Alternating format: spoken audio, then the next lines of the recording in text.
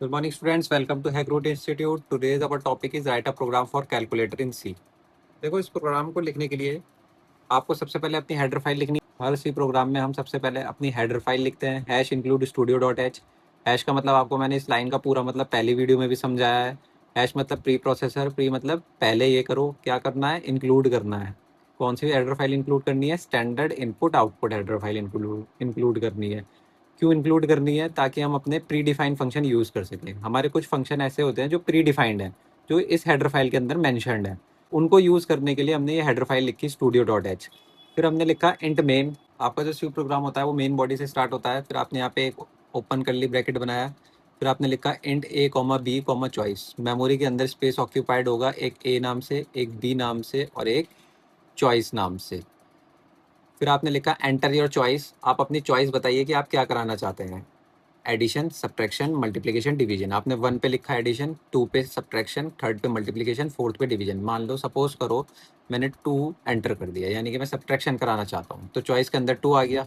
अब हम कंडीशन दी हमने एक, क्या, इफ़ अगर मेरी चॉइस 4 से ज़्यादा है। यहाँ पे चेक करो मेरी चॉइस कितनी है, 2 है।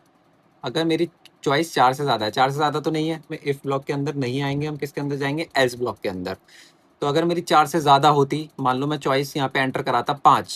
चॉइस कितनी है, 1 2 3 4, 4 के अलावा मैं 5 एंटर करा देता। यहाँ पे चॉइस 4 से ज़्यादा हो जाती। जब 4 से ज़्यादा होती तो मैं इफ़ ब्लॉक के अंदर आता, तो वो क्या कहता है, सेलेक्ट विद इन रेंज, कि आप अपनी रेंज में सेलेक्ट करो, या तो 1 या 2 या 3 या 4 सेलेक्ट करो। अब फिलहाल हमारी चॉइस क्या है, 2। तो हम नीचे आएंगे एल्स ब्लॉक में, और यहाँ लिखा है एंटर 2 इंटीजर नंबर, यानी कि 2 इंटीजर नंबर दो, और उन दोनों को आपने एक को ए में स्टोर कराया और एक को बी में स्टोर कराया। सपोज करो आपने ए में स्टोर कराया 4 एंड बी में स्टोर कराया 2। अब आपने यहाँ पे लिखा है स्विच चॉइस। तो चॉइस में क्या है, चॉइस में आपका 2 है, तो ये कुछ इस तरीके से हो जाएगा। स्विच, कहाँ पे स्विच करना है, 2 पे स्विच करना है। जब भी हमें कोई चॉइस देनी होती है तो हम स्विच कॉन्सेप्ट का यूज़ करते हैं। स्विच में क्या होता है, जितनी आपने चॉइसेस बनाई है उनके हमें केसेस बनाने पड़ते हैं। सपोज करो आपने यहाँ 1 2 3 4 चॉइसेस बनाई हैं, तो आपको 4 केस बनाने होंगे, और आपको उनके फॉर्मूले इसी केसेस के अंदर लिखने होंगे। सब यहाँ देखो, फर्स्ट पे आपने एडिशन दिया है, तो आपने केस 1 में लिखा प्रिंट एफ, और एडिशन का पूरा फॉर्मूला लिखा है। यहाँ पे देखो, percentile D plus percentile D equals to percentile D. ये परसेंटाइल डी किसका है, ये है हमारा ए का। ये परसेंटाइल डी है हमारा बी का, और ये परसेंटाइल डी है हमारा ए प्लस बी का। अगर मेरी चॉइस में 1 एंटर करता तो मैं इस केस पे आऊँगा।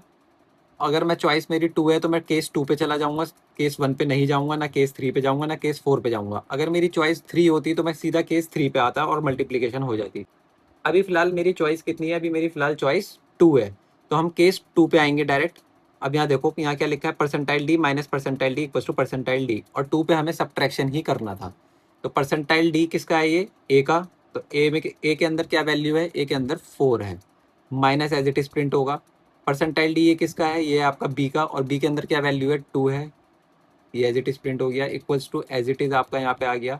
और परसेंटाइल डी ये किसका है, ए माइनस बी का। तो ए माइनस बी की वैल्यू क्या है, 4 माइनस 2 2, तो ये आपका माइनस होके आ जाएगा, और यहीं पे हमने ब्रेक कर दिया ताकि हम आगे केसेस पे ना जाएं।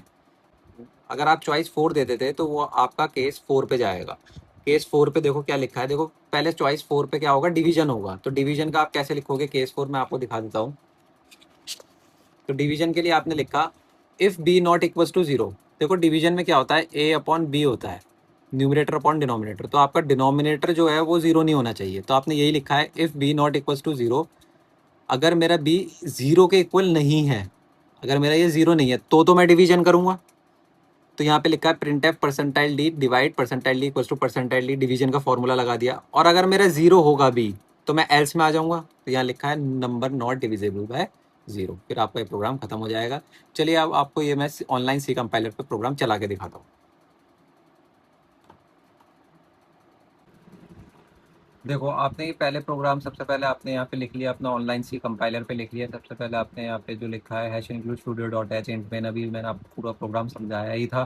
फिर आपने जैसे इसे रन करा तो सबसे पहले हमारा क्या प्रिंट एफ ये वाला चलेगा, एंटर योर चॉइस। देखो यहाँ पे लिखा आ गया एंटर योर चॉइस। फिर स्लैश एन से क्या हुआ, देखो नेक्स्ट लाइन में आ गया सब कुछ।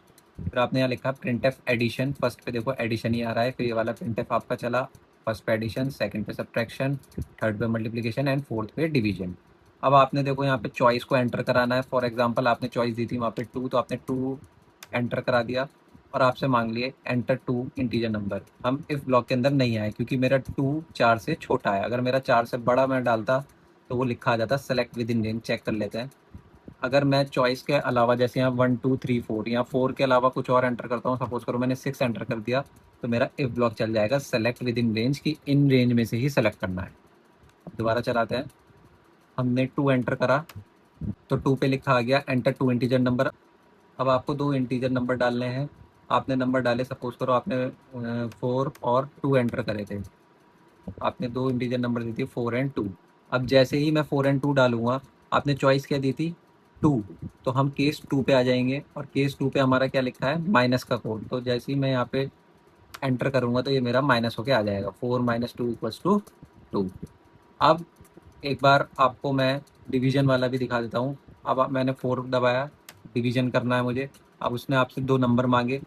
अगर मान लो मैं डिवाइड कर रहा हूँ 10 को 2 से, तो आपने 10 और 2 एंटर कराए और यहाँ देखो डिवाइड होके आ गया 5। अब अगर मैं यहाँ पे डिवीजन पे जाऊँ और 2 नंबर एंटर कराऊँ और 2 नंबर में से डिनोमिनेटर 0 कर देता हूँ। पहला नंबर 10 कर दिया, दूसरा नंबर 0 कर दिया। तो जैसे ही मैंने 0 करूँगा तो मेरे कौन सी लाइन प्रिंट होगी, number cannot be divisible by 0। Check करते हैं, number cannot be divisible by 0। Thank you friends. अगर आपको ये कैलकुलेटर का प्रोग्राम पूरा अच्छे से समझ आ गया हो तो प्लीज़ वीडियो को लाइक करें, ज़्यादा से ज़्यादा शेयर करें और चैनल को सब्सक्राइब करें।